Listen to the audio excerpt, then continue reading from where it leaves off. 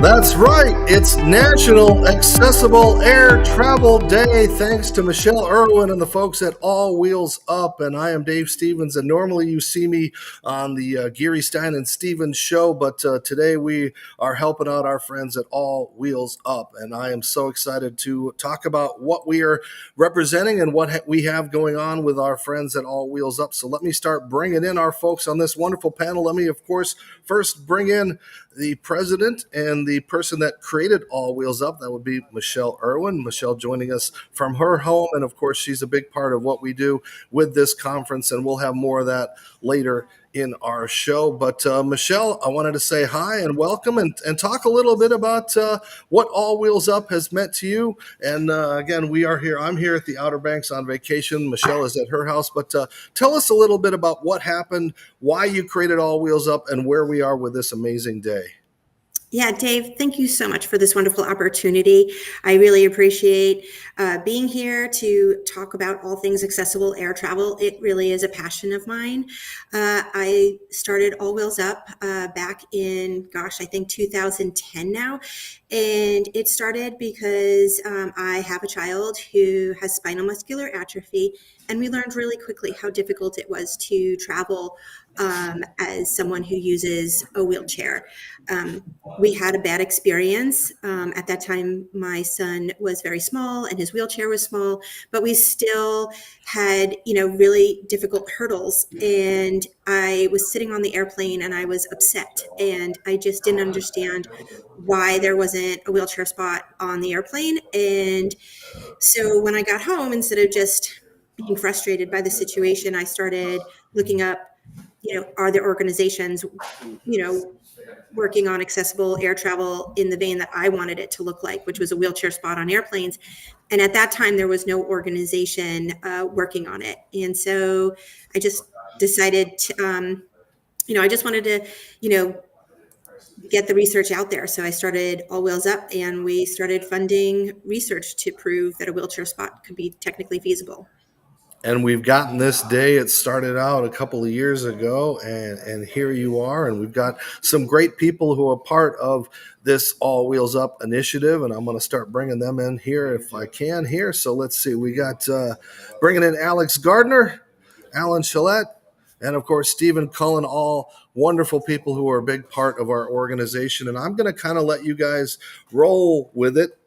For here we are at All Wheels Up. So, Alex, if you want to start jumping in and again, explain who you guys are, what you do, and why we're all a part of this amazing initiative. Yeah, absolutely. Thanks so much, Steve. It's a pleasure to have a chance to work with this group by Candle Communications for All Wheels Up. And we're joined here, obviously, by Michelle, and then Alan and Steve, board members. And Alan is also a co-founder of All Wheels Up with Michelle. This is a great day to talk about accessible air travel through the last decade, over the last decade and more, and where we see things going into the future. And so we also had followers and friends of All Wheels Up submit questions to us, things that they're interested in learning about our work. What we're doing and where things stand now. So thank you to all of you for joining here. Michelle, you gave a great little synopsis of, how you became part of all of this work. Alan, I know you were a co-founder too of this group and had a group prior to this. Do you want to share too how you got interested in All Wheels Up? And what why you thought you should get involved? Yeah, of course. So my biggest dream throughout my life has always been to be an entrepreneur. And after I graduated college in 2013, I was thinking about what kind of problems could I solve what kind of business could I make? And yeah, and just the problem of airplanes not being accessible was just a huge problem that just kept popping up, and just someone had to fix it. And like, like I thought like my skills could really make a difference here. So I discovered a petition by someone with my disease, Duchenne muscular dystrophy, in the Netherlands. He had a petition hoping to make airplanes wheelchair accessible. I reached out to him, and we created our own organization called We Want Accessible Airplanes. We worked on that for uh, quite some time until we discovered Michelle and what she was doing. And we decided we just had to merge our organizations and work together. And yeah, that's nearly 11 years ago now. And while in many different areas for years, it used to be just me and Michelle. And yeah, it's been an honor my lifetime being part of this and working with such great people. That's And I awesome. know, Alan, I want to talk about, let's get to right to the chase about why is air travel so deterrent for those of us in chairs? I mean, it is a nightmare for a lot of people, especially those with an electronic chair. And Michelle's initiative, and we can show some video of what we're trying to do, because I know it really hinders people with a disability wanting to travel. Yeah, like for me, I'm one of the millions of disabled people that we just don't fly, period. There's some that fly pretty regularly, but the vast majority of us don't. The last time I flew an airplane was 10 years ago, and I actually used that as research for All Wheels Up. Like, I took pictures of so much of it, like the travel chair and like the whole process. And yeah, what's especially tough is wheelchairs cost tens of thousands of dollars. Like they cost like more than some really good like cars. And just it like it really is our legs. Like it literally is just able-bodied people worry about like having their legs broken on every single flight. And it's tough because like the US, like we're one of the most like accessible countries in the world, and we still have a lot of work to do. And there's great progress being made. So we definitely like change is happening. It's just a matter of when. Thanks, Alan. Yeah, it's excellent. And I'm in a wheelchair as well. I think Michelle, obviously a family member of someone in a wheelchair, the mother, no less, a very important connection to someone in a wheelchair. You and I are in wheelchairs and wheelchair users and have full lives and go out there into the world and need accessible transportation and need the ability to travel. I think the last 40 years, travel has been pretty economically feasible for people, and we're kind of the last group that really has been kind of left out of the opportunity to get around the world in a convenient way. Steve, I want to make sure that we get to you too here before we get too far down the road, and thanks for joining too. I think that your background is really interesting and indicative of the kind of breadth of experience and knowledge and expertise that All Wheels Up has. You're the chair of All Wheels Up of the board, and you have a career as an aerospace executive, and were a veteran of the Air Force. Can you talk a little bit about the various, backgrounds that we have within All Wheels Up and how that makes us uniquely positioned to be tackling the problems and the hurdles that we experience in trying to establish wheelchair spots on planes? Sure. Yeah. I think one of the things that makes us unique is we have deliberately tried to bring in people from various disciplines. I mean, my background, as you described, I saw where technically this is feasible, and there's never been a doubt that this can't be done. in that. It's just the hurdles that need to be overcome. We brought in members who come from the aircraft framing manufacturing side from Boeing, that used to be working with Boeing and bring a different perspective in terms of, especially when we're doing testing on the wheelchair restraint systems. We also have members that come from cabin design and understand what's in there, along with we've recently been bringing in people from healthcare, the medical side, because there's a human factor that sometimes is overlooked when we're looking at the engineering and the crash testing of various pieces of equipment in that. So that's been very helpful to broadening the board as well as financial and having with us not only the some advocacy expertise and a wheelchair perspective as to moving forward. Because one of the things that we see in what we do is having those in wheelchairs have a say in being able to state what is important is critical to what we're doing. So I think with our various background, we're positioned to keep moving forward to where we can reach the vision of a wheelchair space on commercial aircraft. I think, this might sound like a basic kind of question, but, I think this is what people want to know. What are the biggest hurdles? What's the biggest hurdle to making this happen? Why hasn't it happened yet? We hear about equality and equity and accessibility and all other forms of transportation in our world, especially in the United States with the ADA, which doesn't handle aviation, but what are those biggest hurdles? Just to kind of give a context of why things have moved slowly in this area. Michelle, maybe you would want to answer that.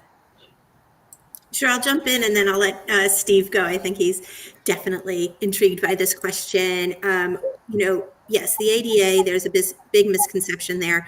That does not cover specifically air travel. It covers your airport, and your airports are accessible, but the airplane itself is not. And it's not because the airlines were able to get out of it. It was because 4 years earlier, there was another law created specifically for air travel called the Air Carriers Access Act.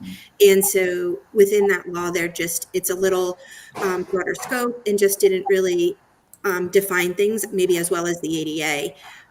But in regards to the hurdle specifically, it's, the airlines can't put something on an airplane that there isn't something like a product for them to purchase. And so that's what we're here to do. We don't make anything, we don't sell anything, but we're here to work with the industry to give them the information and research that they need to go and develop that specific product for the airlines to purchase.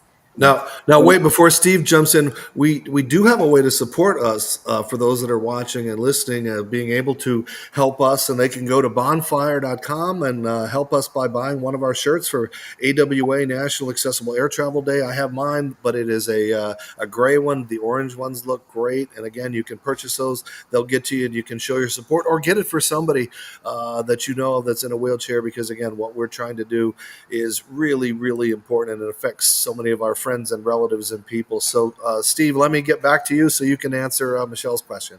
Yeah, I'd like to add to it.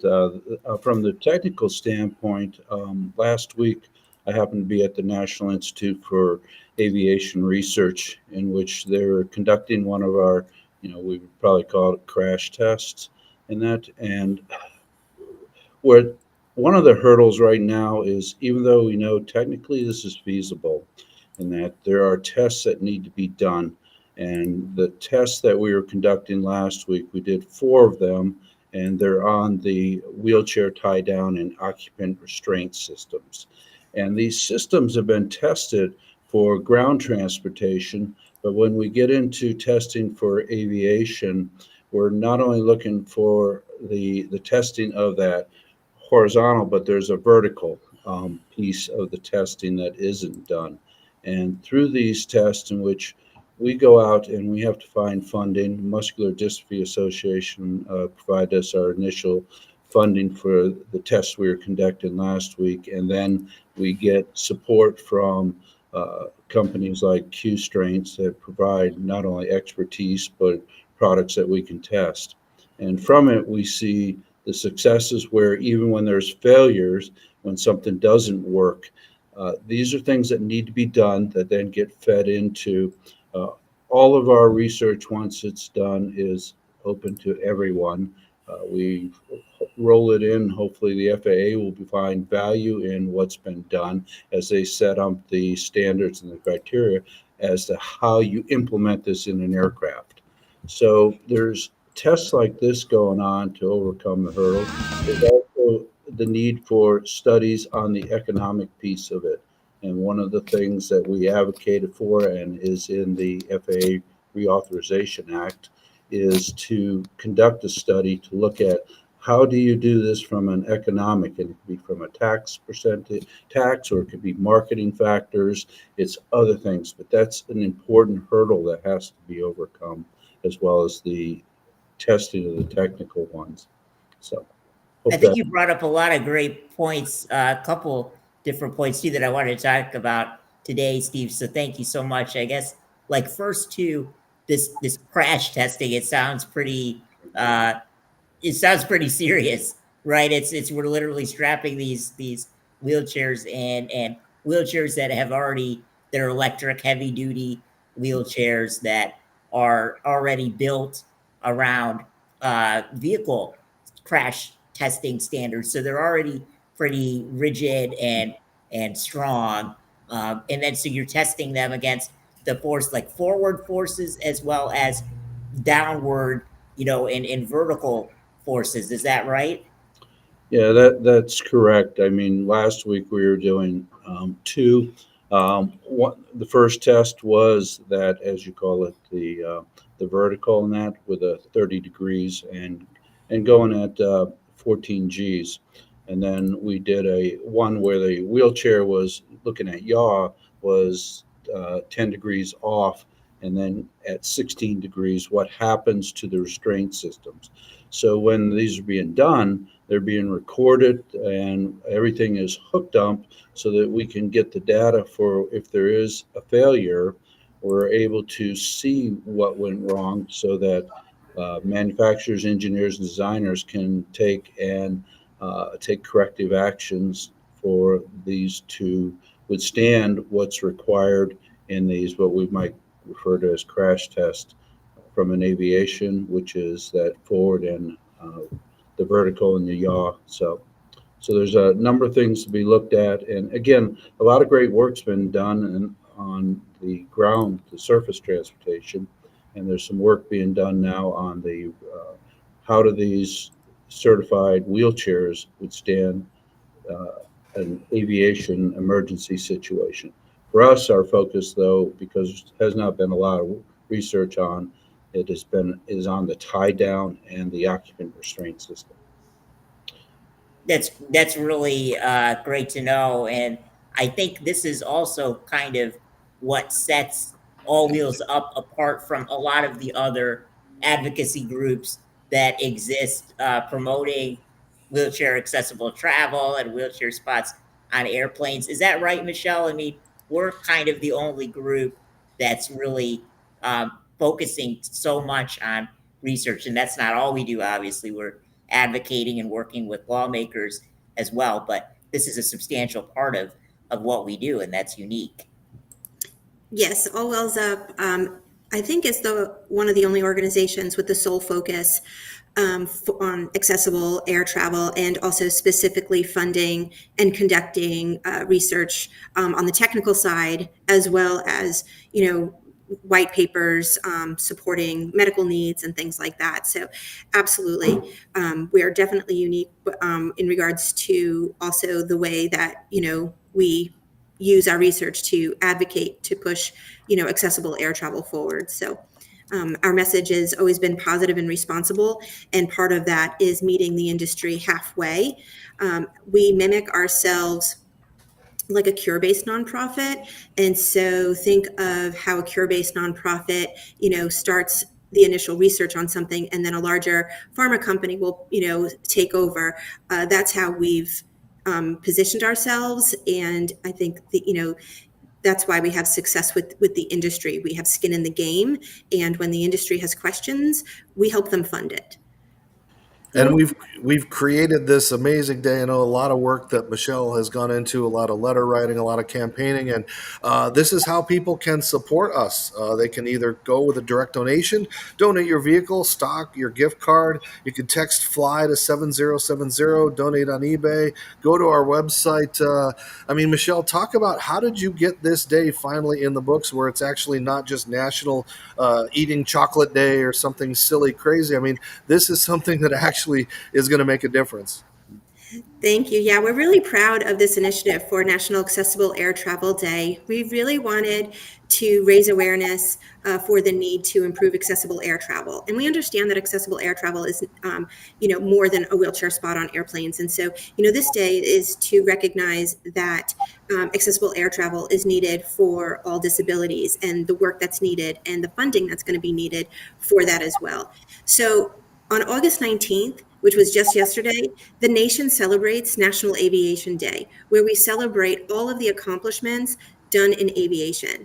However, when I went to national calendar, I said, I put it as, well, on the 19th, we celebrate all of the wonderful accomplishments. We also need to recognize more work needs to be done. And so that's how we were awarded August 20th, the day after, recognizing that we need to work on working with the industry on safer and dignified accessible air travel. And of course, you got to have a commercial to go with it, right?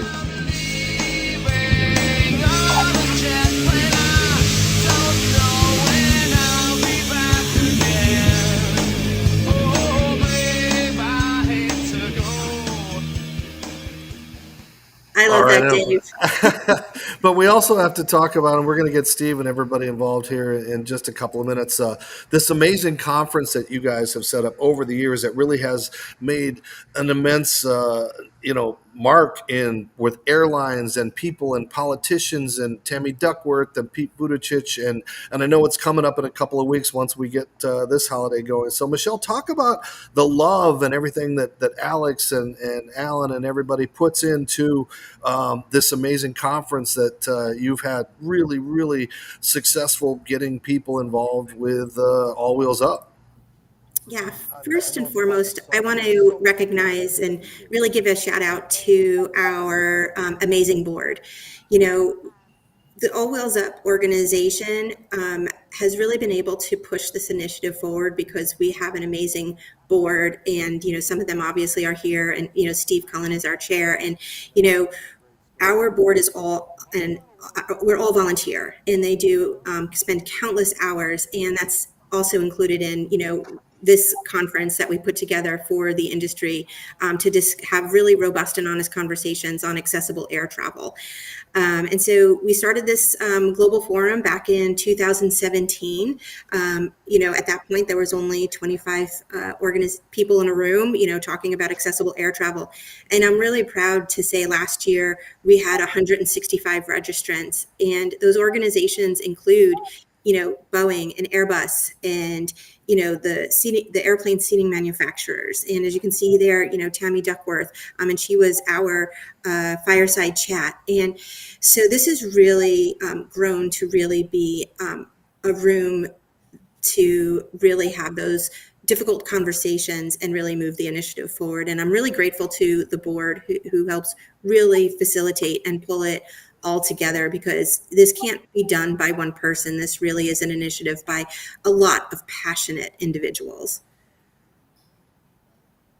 It's amazing, Michelle, too, I think, in this kind of a virtual world that we're all in now, especially post-pandemic, how you rallied from that. I mean, you were doing, these forums before and now still after, in a world again where we all kind of connect virtually. People are coming to this in person to be there, and you're pulling in all of these people that wouldn't really be in a room together to be able to talk during the conference and then after the conference. That's got to be a huge benefit.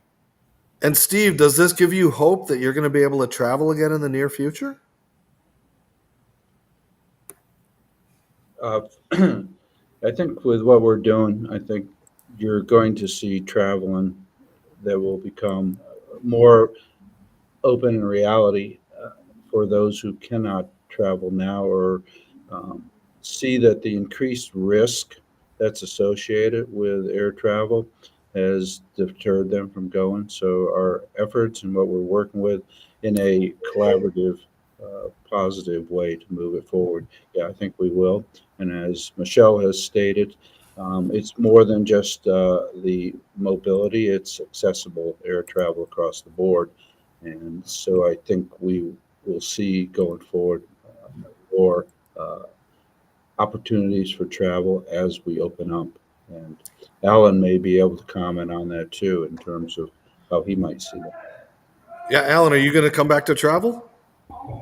Yeah, I hope so. I'm definitely planning on it. I'm preparing all kinds of ways to be able to do it myself. And yeah, I think I definitely have the travel bug. Like, there's so much of the world like I want to see and explore, and like millions of other disabled people are like that. Like, there's so much of the world that we're just missing. Like we're missing like family vacations. We're missing like weddings and so many important things. And yeah, it's really going to change the world for everyone when airplanes are accessible. And yeah, we're really helping like unlock the world for so many people.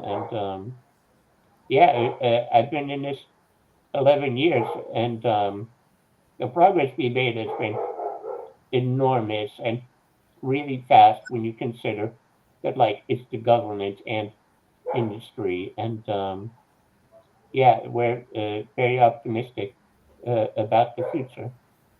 And somebody's dog is very excited about National Accessible Air Travel Day, so that's good. But as we continue this, and I just kind of wanted to throw to the elephant in the room, which all of us that have had wheelchairs know about, and that is the lack of training, the lack of handling nature that they do. And again, everybody pointing the fingers. Oh no, it's this airline. No, it's the TSA handlers. So they just continue to write checks, yet they don't fix the problem. And I think that's, you can write us a check, but if you have an electric wheelchair that's going to be in the shop for weeks and you have nothing to back it up, it hurts us. And I want you guys, Alex and Alan, everybody to address what we can do to make those. I was just last week, they took my wheelchair and shipped it off to Hartford without me in it. And I sat on a tarmac on my ass on a skateboard for 45 minutes until they were able to pull it up. So we're not doing better, but we can work on training and education. But I just was wondering if you guys have some horrible stories or the damages that have happened to your chairs. Yeah, I mean, I definitely have had issues in the past. There's a huge reason that kept me from traveling for a long time. I have a portable kind of uh, lower tech wheelchair that I use for flying, and I'm fortunate enough to have been able to, purchase one of those so that can help me. But it still is such a struggle to have to. I mean, you're kind of, in a sense, saying a prayer when you are flying and you're getting out of your. First of all, you have to get out of your wheelchair. Many people are not able to do that, and safely due to different physical issues and disabilities. And so then, but when you're handling it over, you're essentially giving up your freedom. You're giving up uh, this machine that lets you get around. And so I again personally am kind of, saying a prayer, saying I hope this thing it makes it to the next location safely and without any issues. I have a friend who has been posting every day. She went to a conference. She uses a wheelchair and is a professional. She graduated from college and has a full time job. And she traveled and has been without a wheelchair for a month already since it was damaged when she arrived at her destination. So she had to use a portable wheelchair there that someone was able to secure for her. And now, only 30 days out, as the order for the new wheelchair, the replacement for her wheelchair, been initiated. So she's not going to see, her legs essentially for another month or two, if she's lucky. Um, Steve, I know you're a expert on the training that goes into handling of wheelchairs and equipment. Maybe you want to talk about what the issue has been and issues have been, and how we want to address those, and how we've been trying to address those. Yeah, I wouldn't call myself an expert, but I've become very knowledgeable on it. And when we're talking about the training, we're not just talking the wheelchair, handling the wheelchair, but we're also looking at the human aspect as to, for those who assist um, passengers who require wheelchairs, there's that dimension, because not only are the passengers who require the wheelchairs getting hurt, or the risk of being hurt is high, it's also those who assist. And so the training, and one of the things that we are looking at, is how it should be done in a different way, changing the paradigm of the training.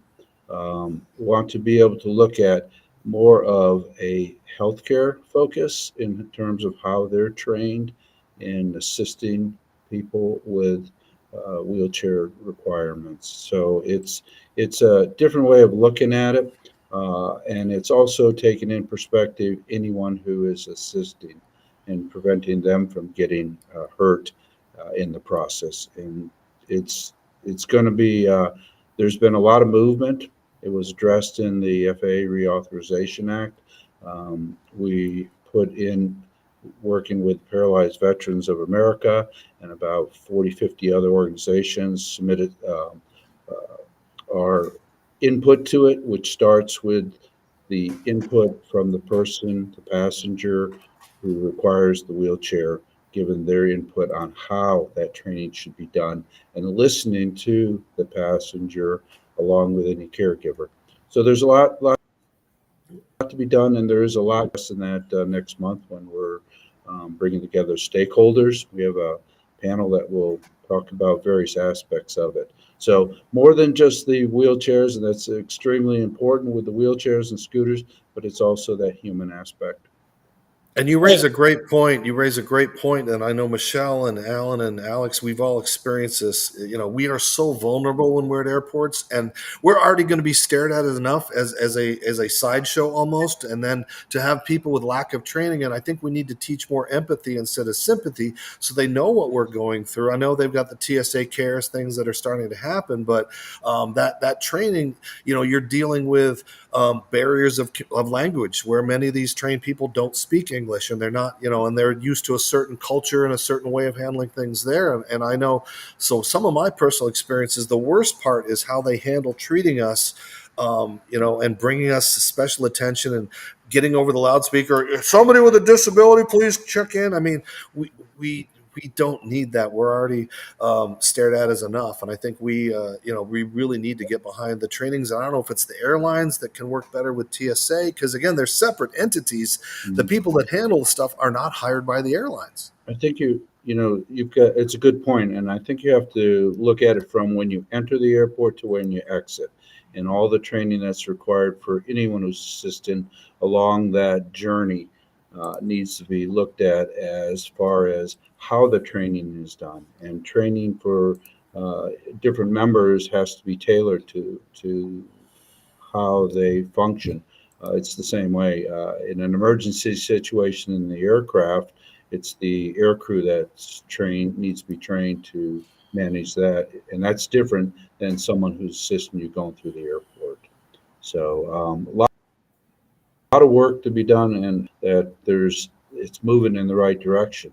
And I would say over the last especially 3 to 4 years, we're starting to see things move in the right direction. And the right Steve, direction is getting that inclusion of this aspect into the FAA Reauthorization Act, which, if people don't know, every so many years the FAA is reauthorized, right, by the federal government to get funding, and then there are mandates and regulations that are entered into that bill, the reauthorization, so that they need to follow up on certain things. So what that first step, just to clarify, is for the training of people that are handling people and handling the equipment of passengers with disabilities. It's to first kind of get together those bodies of those stakeholders, if you will, and the people in wheelchairs, so that they can talk about what the important factors are, so that way they can build out how training would work. Is that the first step? Yeah, I would say it's the inclusion of of people with disabilities, that they're included in the start of the training and also as you go along. It's a very important element, and not including that human piece is would be a big mistake. And I think what we've seen, especially from that we're working with, the fact that we're able to come together as a coalition and provide those inputs to the U.S. Department of Transportation, that's a great first step. And it's in all along this process, it needs to continue that way to where there's a back and forth. In that. So Let me ask Michelle this, and Alan. You started this a long time ago. Are you where you wanted to be, or are you where you thought you would be, or are you far from where you want to be? I think we're exactly where I thought we would be. When I contacted the FAA, gosh, almost 15 years ago, I had asked them the question, do we expect air travel to look the same way it does today? And that was 15 years ago. Nothing in air travel is quick, right? It's a very conservative industry, and there's a lot of testing and standards and regulations, and nothing is fast tracked. And if we want to make sure that this works, and we want to make sure that everyone in that cabin, not just the person in the wheelchair, but everybody in that cabin is safe, we really need to make sure that we are doing it the right way. And so, and I think with our conferences and the methodical way that the industry is moving through this, I think we're exactly where we need to be. We're asking the right questions, and we're funding those questions. The next step, is the logistic questions, right? We've proved that it's possible, but now it's, well, how do you book it? How does it happen? How does it, what is that next step? And those are the kinds of questions that are going on in our conference. And so there's more to come. And so, I will not, say, oh, this is the date when you can expect to see a spot on an airplane. That's not All Wheels Up's position. It never will be. We're here just to, facilitate the research, facilitate the conversation.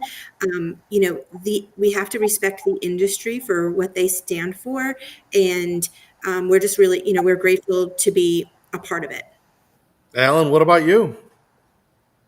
Yeah, I think like when we started, like no progress was happening at all, and we really got the ball rolling, and that was just tremendous effort, and just the progress happening since then has been incredible, and it's been slowly building and progressing over the years. And yeah, like it's not enough for how much like it should be. Like airplanes have been made accessible a long time ago, but progress is happening. Like it's definitely going to happen. Like one day when we can travel in our wheelchair, and I think just starting that momentum, I think that was very tough, and now like there's so many great people working on this. And Alex and Michelle, I got to ask, because I'm a journalist, a lot of people try to take credit on social media for the things that you're doing, or giving misinformation of what the progress is. And I wonder if you guys could both address that. Yeah, I'll just say, we're really grateful that a lot of organizations have taken on the platform of accessible air travel. But my position is that, we're just not going to put, a time frame on this. We also, need to recognize that, standards haven't yet been created. A product has not been certified.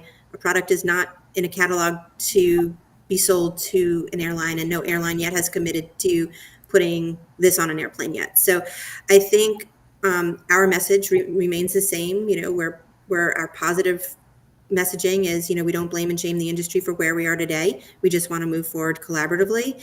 And responsible messaging is, we will not put a time frame on this and mislead the community. Like I said, that's not our position to say when there's going to be a spot on an airplane. Alex? Yeah, I think I want to hear what Alan has to say on this too, because he's very active on social media and a fellow millennial, Alan, like me. I love the support.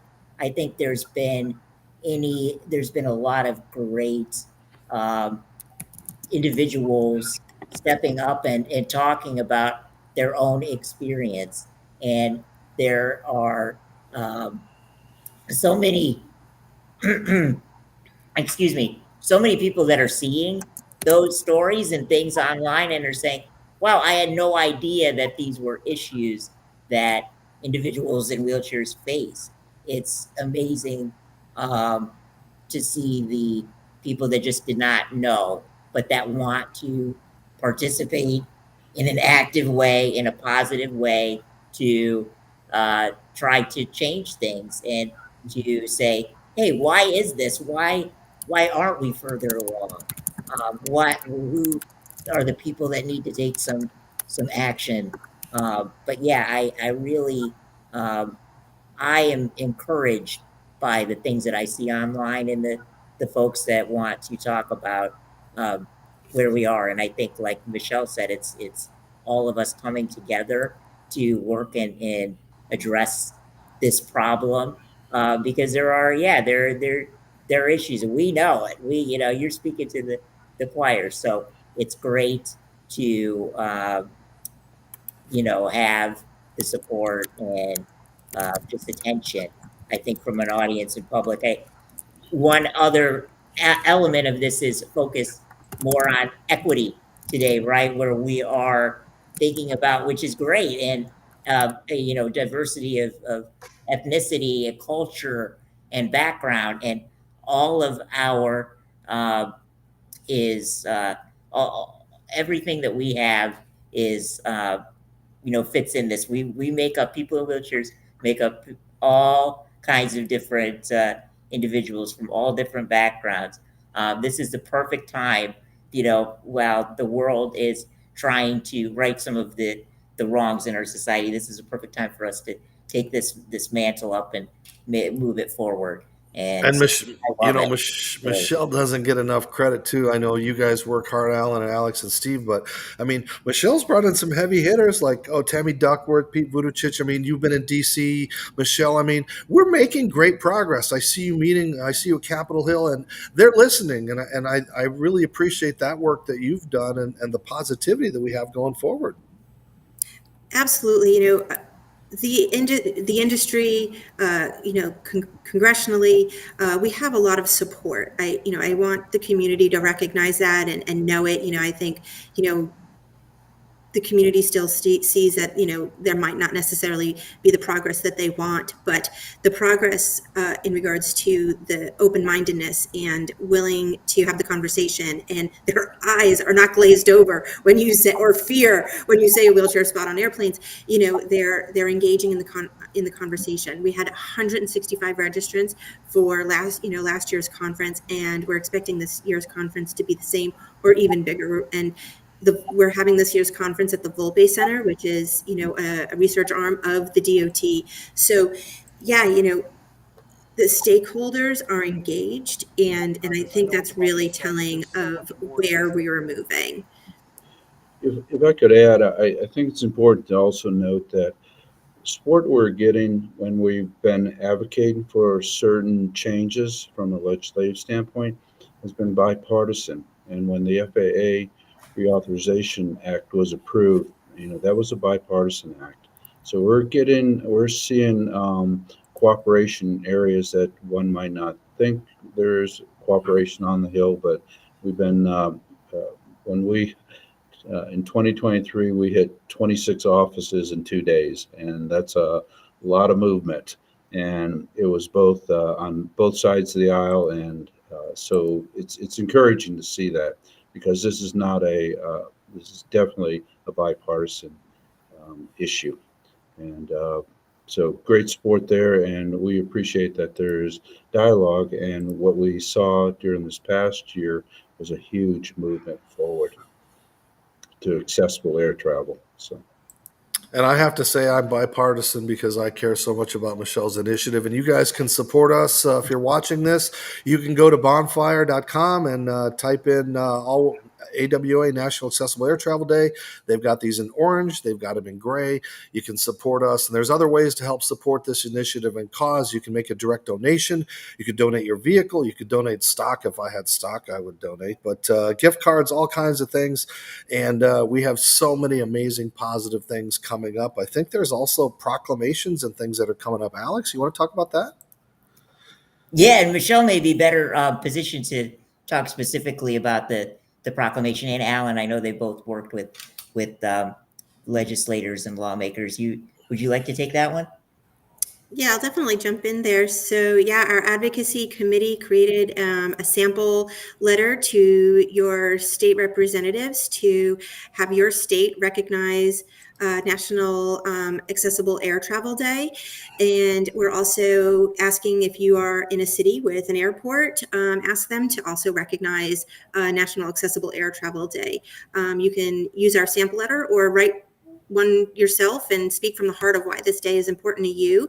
And, right now we have a couple of cities in Florida who have sent in their proclamations, Wisconsin, Massachusetts, and Maryland. And I think a few more are coming in today. So we're really excited and proud of, where this is going. And we're going to keep this initiative going on through 2025. So, get out your support if you're in a state that hasn't sent out their proclamation, and encourage your representative to do so. Yeah, and I'd also like to mention that we're doing a social media challenge throughout the month of August, like in support National Accessible Air Travel Day.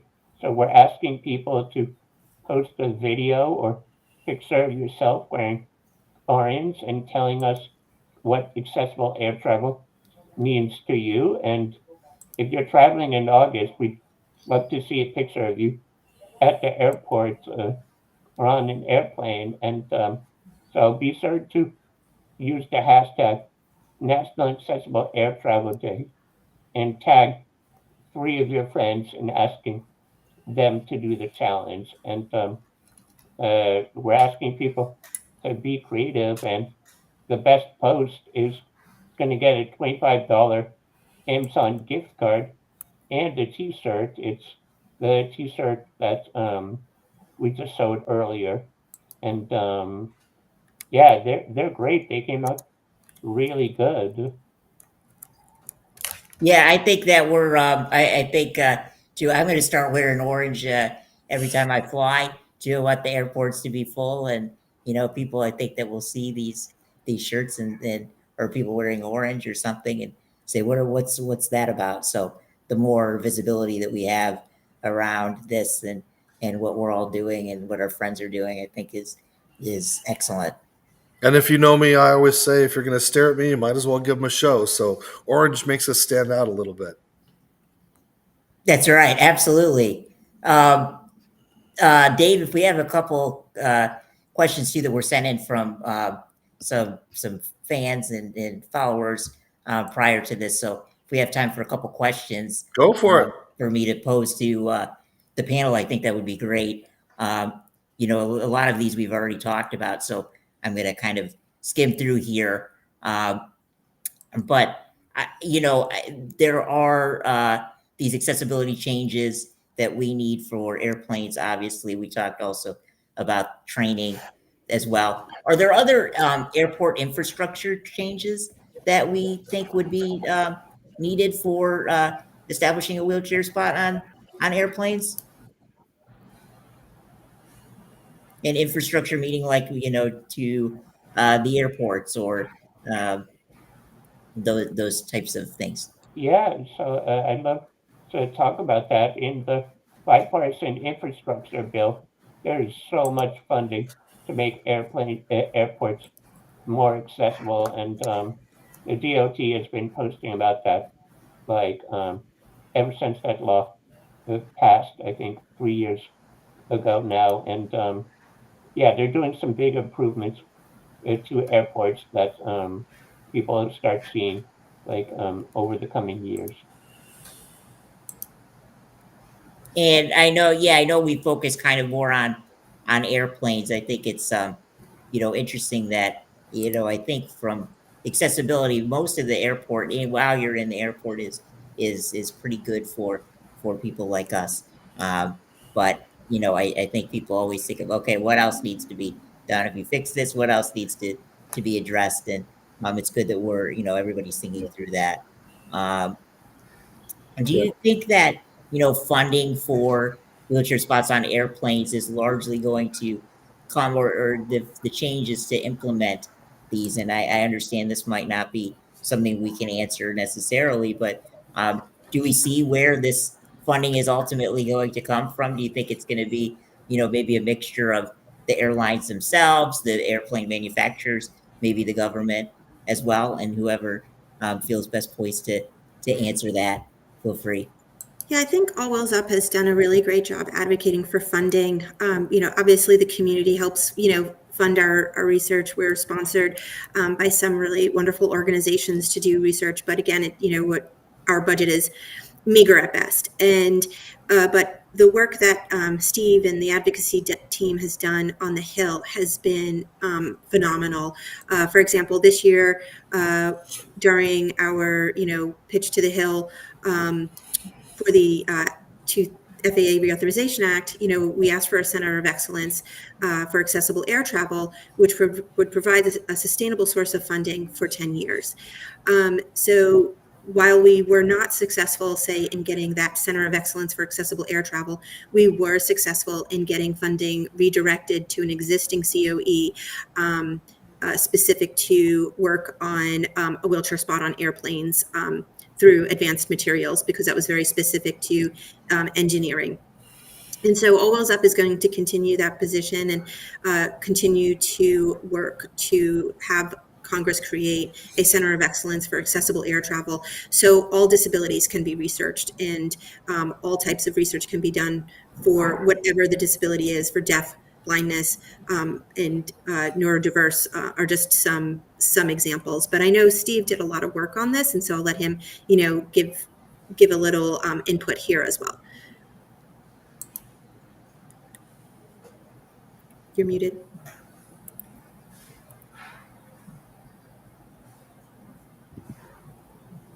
Can you hear me?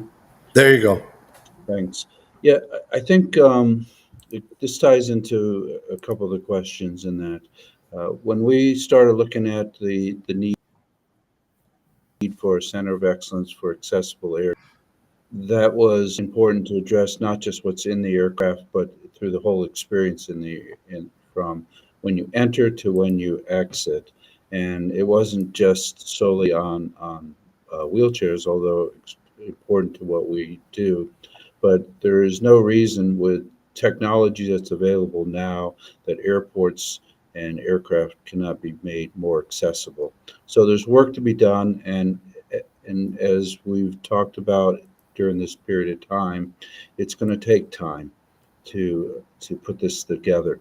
But a lot of work to be done to make it to where aircraft and airplanes and airports are truly accessible to all. So One other question I thought was a good one that came in too, and it's kind of about all these different, aspects. We talk, obviously, we're in the United States, but we, do work around the world and talk to stakeholders around the world. There are different government air and aviation regulatory bodies, right, other than the FAA. And I'm wondering if you think that those organizations are going to sign off kind of on these wheelchair spots concurrently. And once one, approves, a wheelchair spot or a tie down or whatever, if that's going to be a cascade of everybody kind of jumping on board, or do you think that it's kind of going to be a trickle where some countries we may see significant advancements in air travel before other countries? I'll jump in. I would say that I'm a little less versed in the space, but I'm going to be a little biased here. And I would think, now this is a Michelle opinion. This is, Sure. Which I typically don't try to do, but I do think that this will be through the FAA. And then we would see a trickle down effect to other countries. And we do, when we do the global forum, it's called global for a reason, where we are trying to be inclusive and bringing in from not just from the US, but from other countries. And we've seen an increase, whether it's Canada or coming in from Europe or South America. We are seeing an increase in that because there's an interest.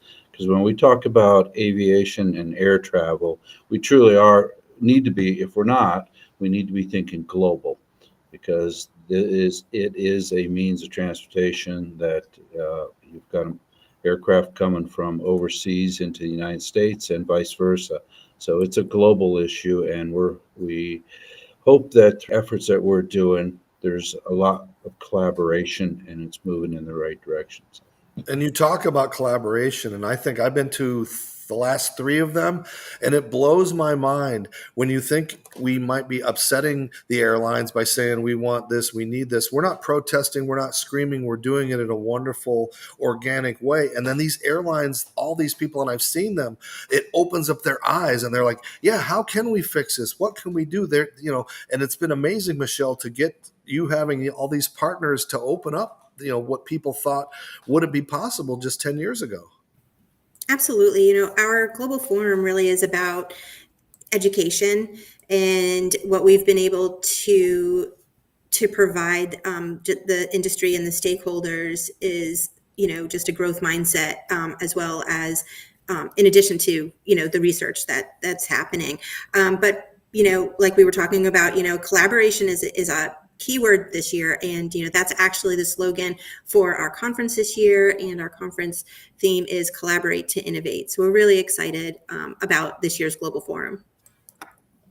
Yeah, and I'd just like to add that the videos you made last year, Dave, were incredible, and we would love for everyone to check them out. They're on our YouTube page, as will like a recording of this be, and just look up All Wheels Up on YouTube. There's a short version and a long one, and we look forward to seeing the great video you make for this year, Dave. Well, thanks. I'm so glad Michelle reached out, and I can't do enough because I'm a little different because I don't have legs. If the viewers aren't watching, they don't realize that I can get down and do things and lift up my chair, but my fight is for those that can't, like Alex and like yourself and all these people that we are the biggest minority in the world and we have the smallest voice. And thanks to Michelle and All Wheels Up, there is a light at the end of the tunnel. The airlines are listening. They're changing regulations. They're changing acts. They're including us because guess what? We have money. We can travel. We can buy tickets and we can fly. And I think turning this into a positive thing rather than we need our rights has been so much needed. And I thank you, Michelle and Alan and Steve for everything that you guys are doing. To what you said, I'd like to add one other one. I think there's an economic piece to this, not just for the money that can be spent, but companies want to ensure that their workforce is able to participate in everything that those without disabilities can. So it's good to see that there's some movement there, and I think that voice is going to get louder and louder. That's excellent. Yeah, one final question from our fans here too was the most excited thing you're most excited about in the year ahead regarding accessible air travel and in their work.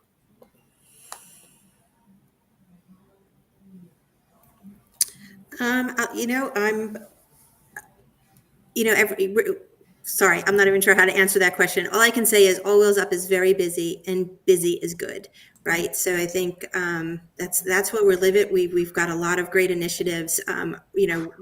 Obviously, August has been extremely busy for us with National Accessible Air Travel Day.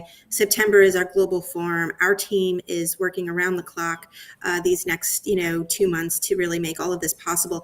And I'm going to be honest. Come October, I think we're taking a vacation, and then we'll really look at what our 2025 year looks like. I don't know if I believe that, Michelle. You're always November. working, so I'll believe it when I see it. You're always hard at work. Yeah. And as we wrap, again, we want to bring up a couple of ways that you can help our causes. You can support our mission to create wheelchair spots on planes. What Michelle does is not free, and it is important to continue to support everything in the initiative that we're doing. So you can look at a couple of ways. You can text FLY to 707070, donate eBay. You can donate by check and send it to the address there listed above. Or if you want to look stylish and cool and fun and what all the hip kids are wearing these days, you can go to bonfire.com, type in AWU National Accessible Air Travel Day. You can get the shirt in orange. They also have it in gray. So if you don't have anything that goes with orange, you can get the gray one, and all proceeds goes to All Wheels Up. Final thoughts, everybody? No, thank you so much for having us, Dave. And we're really grateful to do this for everyone on National Accessible Air Travel Day. All right. Well, for Alex, for Alan, for Steve, for Michelle, and myself, I'm Dave Stevens. That's a wrap. We'll see you later.